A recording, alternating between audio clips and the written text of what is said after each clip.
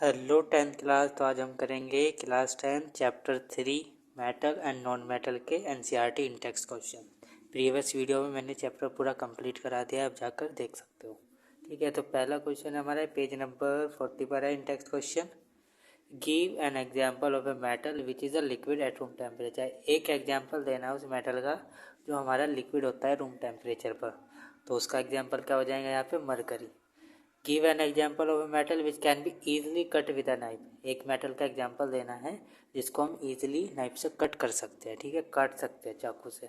तो क्या हो जाएगा, sodium. If give an example of metal which is the best conductor of heat. एक मेटल का एग्जाम्पल देना है जो क्या है बेस्ट कंडक्टर ऑफ हीट है, वो क्या है, सिल्वर। ठीक है, give an example of a metal which is a poor conductor of heat. एक मेटल बताना है जो क्या है पुअर कंडक्टर ऑफ हीट है, तो क्या हो जाएगा, lead. Explain the meaning of malleable and ductile. अब मीनिंग बताना है मेलेबल का एंड डक्टाइल का। मेलेबल होता है substance that can be beaten into thin sheet is said to be malleable. वो सब्सटेंसी जिसको हम बीट करके क्या बना देंगे, थिन शीट, पतली सी परत बना देंगे, उन्हें हम क्या बोलते हैं, malleable metals. For example iron, copper etcetera. ठीक है, डक्टाइल और substance that can be drawn into wire. तो वो सब्सटेंसी जिसको हम क्या बना सकते हैं, वायर्स बना सकते हैं, उन्हें क्या बोलेंगे, डक्टाइल। एग्जाम्पल हो जाएगा गोल्ड, सिल्वर। ठीक है, तो चलते हैं नेक्स्ट क्वेश्चन पर। तो ये वाले क्वेश्चन है हमारे पेज नंबर 46 पर। Why is sodium kept immerse in a kerosene oil. कि जो हमारा सोडियम होता है इसको हम कैरोसिन ऑयल में डुबा कर क्यों रखते हैं, ठीक है, या रखते हैं, ठीक है, कैरोसिन ऑयल के अंदर क्यों रखते हैं। तो क्योंकि जो सोडियम होता है हमारे क्या होता है, बहुत ही ज़्यादा रिएक्टिव होता है। अगर ये बाहर एटमॉस्फेयर में खुला रहेगा तो क्या कर लेता है, कैच कर लेता है फायर को, उसमें आग लग जाती है। क्योंकि एटमॉस्फेयर के अंदर एयर में क्या है, ऑक्सीजन है, ऑक्सीजन के साथ रिएक्ट करके क्या कर लेता है, फायर को कैच कर लेता है। ठीक है, तो इसमें क्या लिखो, sodium react so vigorously with oxygen that it catch fire when kept in the open. कि जो सोडियम है हमारा क्या करता है, बहुत ही विग्रसली रिएक्ट करता है ऑक्सीजन के साथ, बहुत तेज रिएक्ट करता है और क्या कर लेता है, कैच कर लेता है fire when kept in open. जब हम इसको क्या रखेंगे, ओपन रखेंगे एटमॉस्फेयर के अंदर। Hence to protect accidental fire. तो किससे बचने के लिए, एक्सीडेंटल फायर से बचने के लिए। It is emerge in kerosene oil. तो हम इसको किस में रखते हैं, इमर्ज, कैरोसिन ऑयल में इमर्ज करके रखते हैं। ठीक है, right equation for the reaction of iron with steam. तो इसकी क्या लिखनी है, रिएक्शन लिखनी है हमें। ठीक है,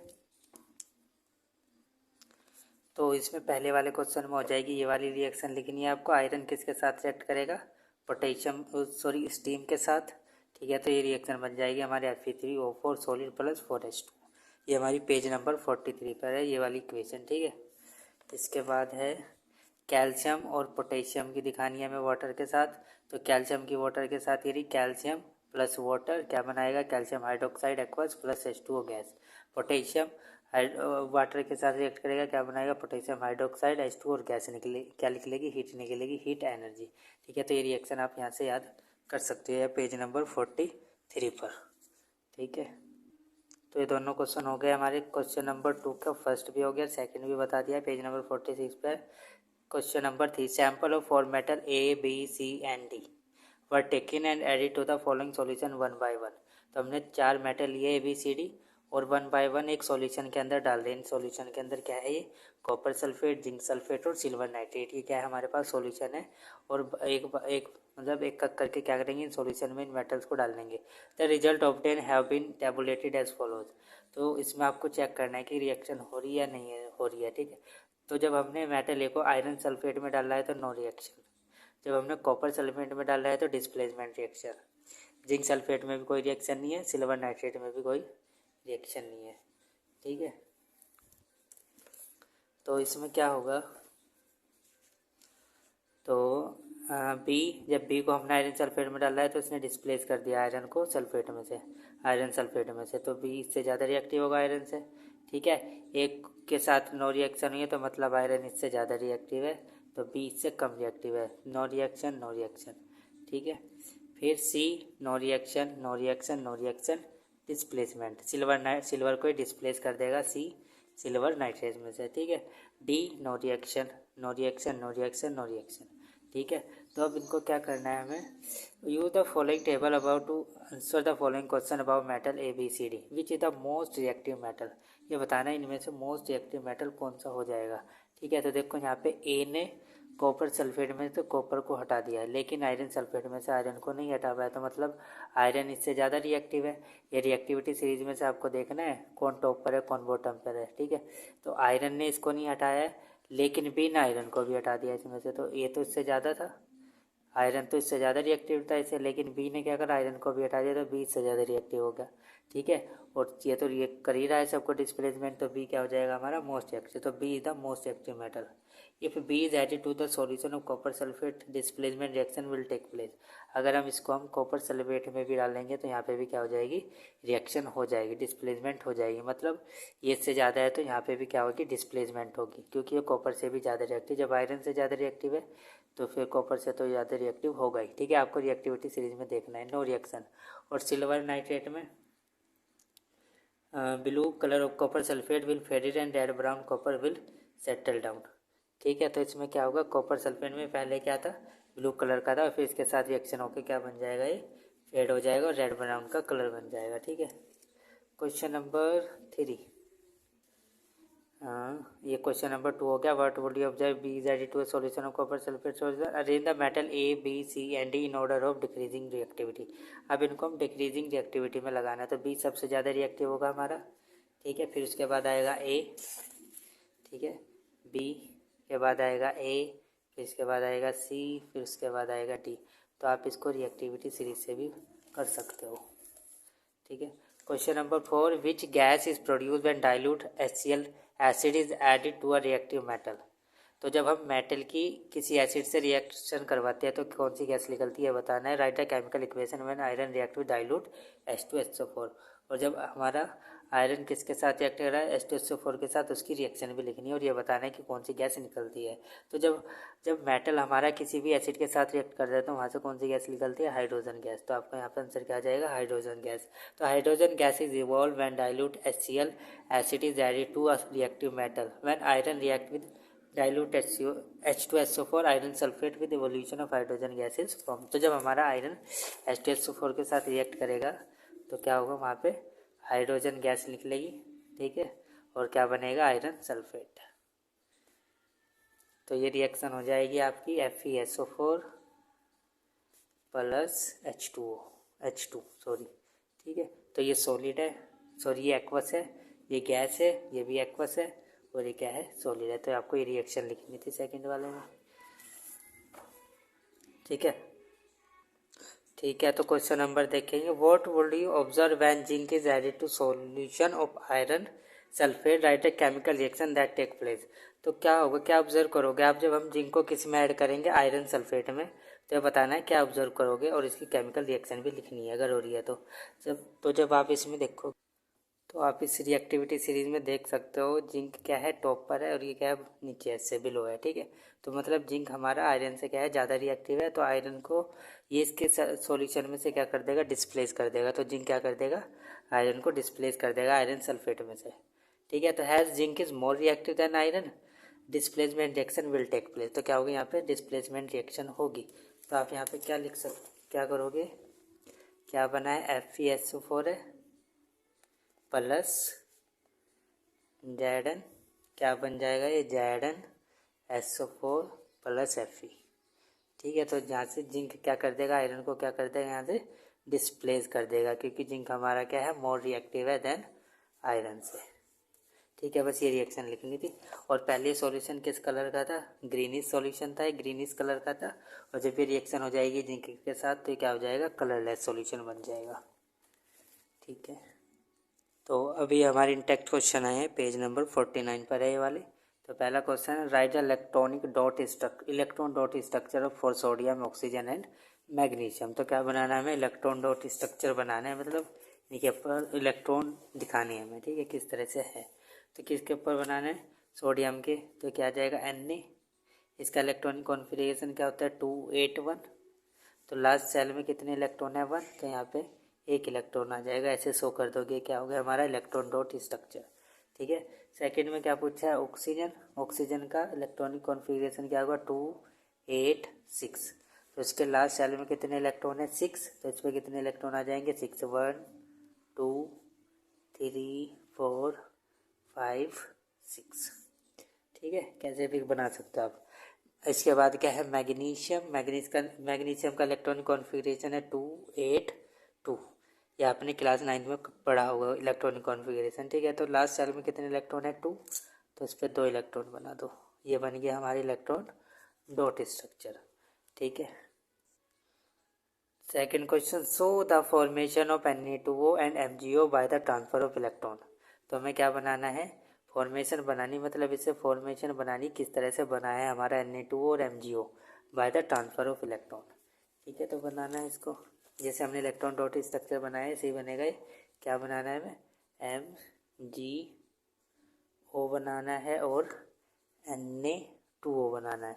तो पहले क्या बनाएंगे हम Na2, क्योंकि पहले पूछ रखा है, तो Na। ठीक है, अभी बनाया है इसका इलेक्ट्रॉन डॉट स्ट्रक्चर ये रहा, तो इसके ऊपर हमने किससे कर देंगे इसको, तो इसको ऐसे कर दो, ये बन गया Na।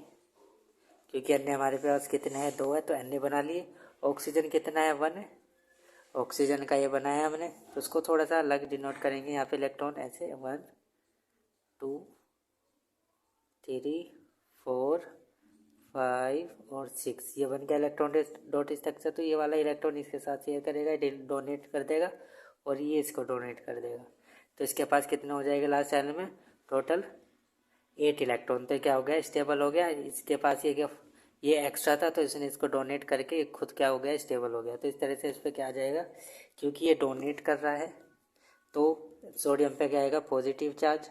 ठीक है, सो जो डोनेट करता है उस पर आता है पॉजिटिव चार्ज, आ गया पॉजिटिव चार्ज, दोनों पे आ जाएगा पॉजिटिव चार्ज। ठीक है, यहाँ पे इनका इलेक्ट्रॉन डॉट स्ट्रक्चर क्या था 281, इसका क्या था 286। ठीक है, तो जब इन्होंने डोनेट कर दिया है, एक इलेक्ट्रॉन इनमें से निकल गया, तो क्या हो जाएगा, अब इसका इलेक्ट्रॉन डॉट स्ट्रक्चर 28, इसका क्या हो जाएगा 28। ठीक है, और ऑक्सीजन पे क्या आएगा, नेगेटिव चार्ज। ठीक है, तो इसको हमने ऐसे डिनोट करे थे इलेक्ट्रॉन को, ये हो गया यहाँ पे 4 5 6 और 2 इलेक्ट्रॉन इसके आए हैं सोडियम के, तो ऐसे डिनोट कर देंगे। इस पर कितने इलेक्ट्रॉन आ गए, 2 नेगेटिव आएगा क्योंकि इसने 2 इलेक्ट्रॉन लिए हैं। ठीक है, और इसके क्या हो जाएंगे 2 8 और 8 हो जाएगी। पहले कितने थे 6 थे, 2 इसने ले लिए तो 2 8 8 हो गए। ठीक है, अब इस पर क्या है, पॉजिटिव चार्ज है, नेगेटिव चार्ज है, तो आपस में क्या करेंगे, इंट्रैक्शन करेंगे और क्या बना लेंगे, Na2O। क्योंकि पॉजिटिव चार्ज हमारा नेगेटिव चार्ज को क्या करता है, अट्रैक्ट करता है, तो इसलिए आपस में जुड़ जाएंगे और क्या बना लेंगे, Na2O। ठीक है, तो इस तरह से बन गया हमारा पहले वाला इलेक्ट्रॉन डॉट स्ट्रक्चर। ठीक है, फॉर्मेशन बन गई। अब देखेंगे MgO कैसे बनेगा। तो यहाँ पे Mg भी एक ही है और O भी एक ही है। तो Mg का इलेक्ट्रॉन डॉट स्ट्रक्चर अभी बनाया था हमने, ये कैसे बना था इसको मैं डिनोट कर रहा हूँ। इसके लास्ट सेल में कितने इलेक्ट्रॉन है 2 8। इलेक्ट्रॉनिक डॉट स्ट्रक्चर क्या होता है इसका 282। तो लास्ट सेल में कितने इलेक्ट्रॉन है 2। ठीक है, ये हमने डिनोट कर दिए इस तरह से। प्लस ऑक्सीजन के पास लास्ट सेल में कितने इलेक्ट्रॉन होते हैं 2 8 6, क्योंकि लास्ट सेल में कितने इलेक्ट्रॉन है 6, तो कितने आ जाएंगे डॉट 6, 1 2 3 4 5 एंड 6। ठीक है, तो ये 2 इलेक्ट्रॉन इसको डोनेट कर देगा। ठीक है, यहाँ पे आ जाएंगे, क्योंकि इसके पास 2 एक्स्ट्रा है, ये एक्स्ट्रा ये 2 डोनेट करती है, क्या हो जाएगा, स्टेबल हो जाएगा 2 8। ठीक है, और ये 2 गेन करती है, स्टेबल हो जाएगा। ठीक है, तो Mg पे तो आ जाएगा 2 पॉजिटिव चार्ज क्योंकि इसने 2 इलेक्ट्रॉन डोनेट करे, और ऑक्सीजन पे आ जाएगा हमारा 2 नेगेटिव चार्ज क्योंकि इसने 2 क्या ली है, इलेक्ट्रॉन लिए है। तो लेने वाले पे नेगेटिव चार्ज आता है और देने वाले पे पॉजिटिव चार्ज, तो आ गया 2 नेगेटिव। ठीक है, पहले इस पर कितने थे 2 8 2, अब क्या हो गए 2 8, इस पर कितने हो जाएंगे 2 8 8। फिर ये कैसे बना लेंगे MgO, इस तरह से बन जाएगी क्योंकि एक Mg है एक O है। तो क्या बन गया हमारा, इस तरह से इलेक्ट्रॉन डॉट स्ट्रक्चर बनता है। प्लस माइनस आपस में इंट्रैक्शन करेंगे और एक कंपाउंड बना लेंगे। ठीक है, तो इसमें what are the ions present in this compound, इसमें क्या बताना है, जो हमने कंपाउंड बनाया इसमें बताना है कि कौन कौन से आयन प्रेजेंट है। तो MgO में कौन कौन से आयन प्रेजेंट है, Mg2 पॉजिटिव और O2 नेगेटिव आयंस प्रेजेंट है, ठीक है। और Na2O में कौन सा है, Na पॉजिटिव आयंस प्रेजेंट है और O2 नेगेटिव प्रेजेंट है। बस ये लिखना है, ions present in Na2R Na positive and O2 negative, ions present in Mg2R Mg2 positive and 2 negative. तीसरे वाले में why do ionic compound have high melting point. अब पूछा है कि जो हमारे आयनिक कंपाउंड होते हैं उनके हाई मेल्टिंग पॉइंट क्यों होता है। तो जो हमारे आयनिक कंपाउंड होते हैं तो ये इनके बीच में जो आयन्स है, आयन्स के बीच में क्या होता है, बहुत ही स्ट्रॉन्ग फोर्स ऑफ अट्रैक्शन होता है। तो इस वजह से इसका क्या होता है, हाई मेल्टिंग पॉइंट होता है, ठीक है। तो there are strong force of attraction between a positively charged ion in ionic compound, क्योंकि इनके बीच में क्या है, स्ट्रॉन्ग फोर्स ऑफ अट्रैक्शन है जो हमारे पॉजिटिवली चार्ज आयन बने हैं, ठीक है। यहाँ पे बने ना पॉजिटिवली, प्लस का है माइनस का है, तो इनके बीच में क्या है, बहुत ही ज़्यादा स्ट्रॉन्ग फोर्स ऑफ अट्रैक्शन है। तो ऐसे क्या बन गया है, कंपाउंड बन गया है। तो इनका जो मेल्टिंग पॉइंट होगा वो क्या होगा, बहुत ही ज़्यादा होगा। तो considerable amount of energy is required to break strong inter ionic force of attraction, therefore they have high melting point. आप इसमें लिख सकते हो, ठीक है। तो अब ये हमारे आगे क्वेश्चन पेज नंबर 53 पर है। पहला question, define the following term. Minerals किसे बोलते हैं, पहले वाला। तो मिनरल्स वो होगा जिसमें से हम द एलिमेंट्स और compound which occur naturally in earth crust. तो वो एलिमेंट और कंपाउंड जो नेचुरली किस पर है, अर्थ क्रस्ट पर है, मिलते हैं हमें, उन्हें क्या बोलते हैं, मिनरल्स बोलते हैं। और क्या होगी, the mineral from which metal can be extracted profitably. तो वो मिनरल जिसमें से मेटल को निकाल सकते हैं, तो उन्हें हम क्या बोलते हैं, ओर्स, ठीक है। तो वो मिनरल जिसमें से हम मेटल्स को क्या कर सकते हैं, निकाल सकते हैं ईजिली और प्रॉफिटेबली, उन्हें हम क्या बोलते हैं, ओर्स। गैंग क्या हो जाएगी, impurity such as soil and sand which are present in the mineral. तो वो इम्प्योरिटी जो किसके अंदर प्रेजेंट है, मिनरल्स के अंदर प्रेजेंट है, जो नेचुरली अकरिंग होती है हमारे मिनरल। तो मिनरल के अंदर जो इम्प्योरिटीज प्रेजेंट है उन्हें हम क्या बोलते हैं, गैंग्यू। तो impurity such as soil and sand which are present in the minerals are called gangue. Question number 2, name two metal which are found in nature in the free state. तो दो metal के नाम बताने हैं जो हमें free state में मिलते हैं नेचर के अंदर। तो क्या हो जाएंगे, जो हमारे रिएक्टिविटी सीरीज में बॉटम पर है तो वो क्या मिलते हैं, हमें फ्री स्टेट में मिलते हैं, क्योंकि बहुत ही ज़्यादा क्या होते हैं, वो अनरिएक्टिव होते हैं, किसी से के साथ रिएक्ट नहीं करते। तो क्या मिलेंगे, हमें हमेशा फ्री स्टेट में मिलेंगे। तो क्या हो जाएगा, gold and platinum. Which chemical process use for obtaining a metal from its oxide. तो कौन सी केमिकल प्रोसेस हम यूज़ करते हैं मेटल को उसके ऑक्साइड में से निकालने के लिए। तो कौन सी प्रोसेस होती है, वो होती है हमारी रिडक्शन प्रोसेस, ठीक है। क्या करते हैं, मेटल ऑक्साइड को रिडक्शन करते हैं, किसी सुटेबल रिड्यूसिंग एजेंट लेकर उसका क्या करेंगे, रिडक्शन करेंगे। तो क्या हो जाता है हमारा रिडक्शन प्रोसेस। तो ये आपके पेज नंबर 55 पर है। Metallic oxide of zinc magnesium and copper were heated with following metal. तो जो मेटेलिक ऑक्साइड है जिंक का, मैग्नीशियम एंड कॉपर का, हम इसको हीट कर रहे हैं मेटल के साथ, जिंक के साथ, मैग्नीशियम के साथ और कॉपर के साथ। तो रिएक्शन देखनी है कौन करेगा। In which case you will find the displacement reaction take place. तो जब आप इसको रिएक्टिविटी सीरीज में आप चेक करना, ठीक है, जिंक, मैग्नीशियम और कॉपर को, तो जो टॉपर होगा वो निचले वाले को क्या कर देगा, डिस्प्लेस कर देगा, ठीक है। तो जो सबसे ऊपर है वो ज़्यादा रिएक्टिव होगा, उससे निचले वाला उससे कम रिएक्टिव, और उससे निचले वाला सबसे कम रिएक्टिव। तो इसमें जिंक ऑक्साइड, मैग्नीशियम ऑक्साइड और कॉपर, तो किसको देखना है आपको, जिंक को, मैग्नीशियम को, कॉपर को। तो जब आप इसमें जिंक ऑक्साइड को आप जिंक में डालोगे तो कोई रिएक्शन नहीं होने की, ये भी जिंक है, ये भी जिंक है। मैग्नीशियम में डिस्प्लेसमेंट हो जाएगा, ठीक है, क्योंकि मैग्नीशियम हमारे से ज़्यादा रिएक्टिव है जिंक से। कॉपर में कोई रिएक्शन नहीं होनी, क्योंकि कॉपर हमारा जिंक से कम रिएक्टिव है। जिंक टॉप पर है, इसके ऊपर है, कॉपर जिंक के नीचे आता है, तो इससे कम रिएक्टिव है। तो इसको इसके ऑक्साइड में से निकालने का नहीं, ठीक है, निकाल नहीं पाएगा क्योंकि कम रिएक्टिव है। मैग्नीशियम ऑक्साइड में क्या होगा, मैग्नीशियम ऑक्साइड में जिंक हमारा मैग्नीशियम ऑक्साइड में जिंक हमारा इससे कम रिएक्टिव है, मैग्नीशियम हमारा जिंक से ज़्यादा रिएक्टिव है। तो जिंक इसको इसके ऑक्साइड में से निकाल नहीं पाएगा, ठीक है। तो नो रिएक्शन। मैग्नीशियम ऑक्साइड में नो रिएक्शन, ठीक है। फिर कॉपर भी नहीं निकाल पाएगा क्योंकि मैग्नीशियम हमारा कॉपर से भी ज़्यादा रिएक्टिव होता है, ठीक है। अब कॉपर ऑक्साइड देखेंगे, तो कॉपर ऑक्साइड, जिंक हमारा कॉपर ऑक्साइड से ज़्यादा रिएक्टिव होगा, तो इसलिए इसमें से कॉपर को ही निकाल देगा ऑक्साइड में से जिंक। तो यहाँ पे क्या होगा, डिस्प्लेसमेंट होगा। मैग्नीशियम भी हमारा कॉपर से ज़्यादा रिएक्टिव होगा, तो यहाँ पे भी क्या होगा, डिस्प्लेसमेंट होगा। कॉपर ऑक्साइड डाल देगा तो कोई रिएक्शन नहीं होने की, ठीक है। तो ये आपको बताना था। तो आप ये रिएक्टिविटी सीरीज से भी कर सकते हैं। अब जो ऊपर है वो निचले वाले को क्या कर देगा, डिस्प्लेस कर देगा उसके ऑक्साइड से। Which metal do not corrode easily. तो कौन से मेटल हमारे ईजिली कोरोड नहीं होते, मतलब वो जल्दी से ख़राब नहीं होते। तो metal which are place at the bottom of activity series, तो वो मेटल जो हमारे बिल्कुल बॉटम में प्रेजेंट है एक्टिविटी सीरीज में, तो वो क्या है, बहुत ज़्यादा अनरिएक्टिव है, किसी के साथ रिएक्ट नहीं करने के, तो कोरोड नहीं होने के। तो metal which are place at the bottom of the activity series like silver, gold, platinum do not corrode easily. What are alloy? Alloy क्या है? Alloy is a homogeneous mixture of two or more metal, or metal and non metal. तो alloy क्या है? Mixture है, homogeneous mixture है, दो या दो से ज़्यादा मेटल का, या फिर मेटल का और नॉन मेटल का भी मिक्सचर हो सकता है ये, ठीक है। और इसको कैसे बनाएंगे? It is obtain by first melting primary metal. तो इसको कैसे बनाएंगे? पहले तो जो प्राइमरी मेटल है उसको मेल्ट करेंगे, और मेल्ट करने के बाद फिर उसमें जो जिसको भी मेटल को हमें एलॉय बनाना है तो क्या करेंगे, उसको मेल्ट करेंगे, और फिर जो हमें मेटल उसमें डालना है उसको उसमें डाल देंगे मेल्ट करके, और फिर वो उसे कूल कर देंगे, और ये हमारा क्या बन जाएगा? एलॉय बन जाएगा। सो आई होप आप सबको क्वेश्चन समझ में आए होंगे। अगर समझ में आए तो प्लीज़ वीडियो को लाइक करो, चैनल को सब्सक्राइब करो, ठीक है। और नेक्स्ट वीडियो में हम क्या करेंगे? तो नेक्स्ट वीडियो में हम करेंगे एनसीईआरटी के exercise question. So thank you for watching this video.